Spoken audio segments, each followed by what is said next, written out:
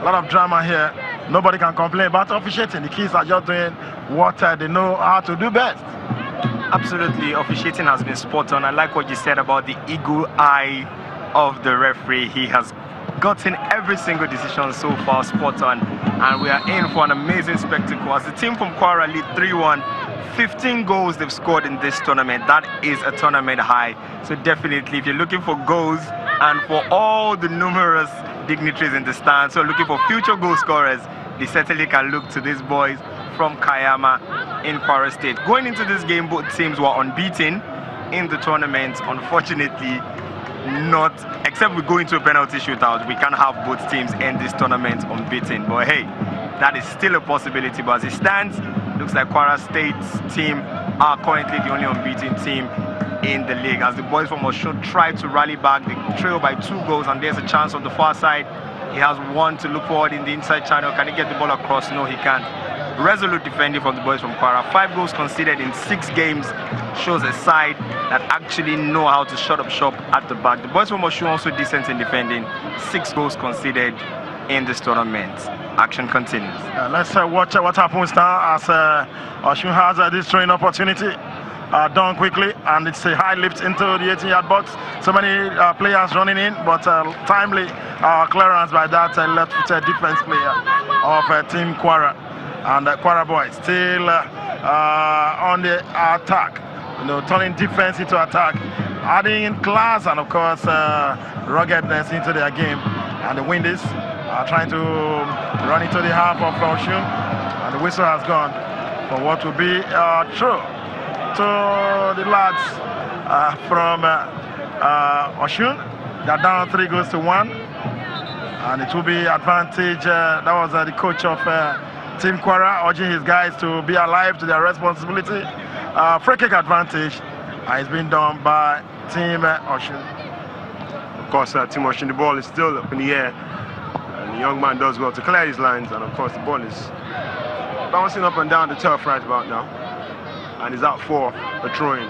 Remember, in the quarterfinals, where Kwara actually dispatched their opponents, and it was Abdullahi Mubarak, jersey number 10, who got the winning goal in that tie against Delta, ended 1 goal to 0. And in the semi-final tie against the boys from Ekiti, they got 5 goals. An opportunity there, and the ball just goes, misses narrowly, and the ball is out now for what seems to be a goal kick. And you can see that defender, the player actually talking to the referee, demanding for what would have been a corner kick there. It's going to be a goal kick. Attempted to shoot, and the goalkeeper steps up and clears this one down the right channel, goes onto the ball looking for a teammate, attempts to dribble, successful, but it's dispatched. The ball is cleared out for a throw-in. Seen impressive play from the boys from Kwara State, talking about Olanrewaju Issa, sporting jersey number 4. He's been really impressive, giving those beautiful passes. And let's not forget Muhyiddin doing very well. Muhyiddin with 2 goals in this particular tie. I think 2 stunning free kicks. The second one was an absolute beauty. And of course, Issa Olanrewaju, the young man who dribbles like our own JJ Okocha, of course, getting the one in between. Let's not forget Kudus actually got the goal for the boys of Osun. Hopefully he can get a couple more. Probably send this game into penalties, but as it stands, 3 goals to 1 in favor of the boys from Kwara. Talking about Central LGA Primary School, Kayama. It's a goal kick now to the boys from Baptist Elementary. They made it to the finals of the Channels International Kids Cup. It's no mean feat getting to this stage of the competition. 16 teams started. We have 2, the only 2 unbeaten teams, but then again, like Ali rightfully said, you can't go unbeaten. Someone has to lose. Got the fans enjoying very good football, the dignitaries in the stand. The opportunity down the flank. What does he attempt to do with it? Attempts to shoot, but the ball is out now for what seems to be a corner kick. Another opportunity now for Osun to try to at least get something back in this and give themselves a fighting chance. Short corner kick taken in. Oh, and the defensive header there, and the ball is kicked up, and the goalkeeper got us brilliantly there for Kwara. And that's Jesu Bukola. Fantastic kick from him there. as the ball is misjudged, and that was a wasted opportunity in my reckoning. There were two players right, look at that, and the boys from Osun hold on to play right in their half, try to work something out, and kick is taken high. Well, we can't exactly see where the ball is going to, as the referee signals there for throwing. Definitely it's a chance to. Okay, it's going to be a free kick to Osun in a very interesting position there, and it is that man,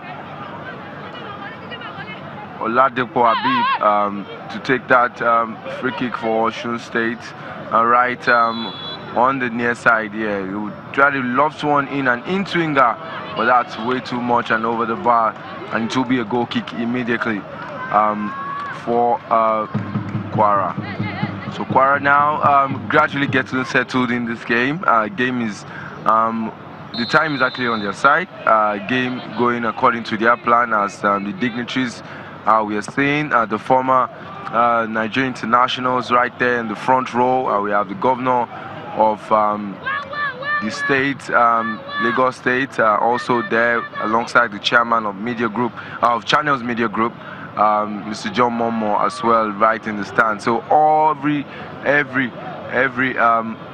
person you could think of that matters in this state, in Lagos, is right in the stands watching these boys play. As right now the energy of the game seems to have waned a little bit, after those two quick goals from Kwara State in the second half, and it's looking more like the boys from Kwara just want to ease it now and get the win and go home as champions. Yeah, they appear the uncrowned champion. They pressure more on Osun because they're down 3-1, and Kwara will just have to play for time, being conscious of the time.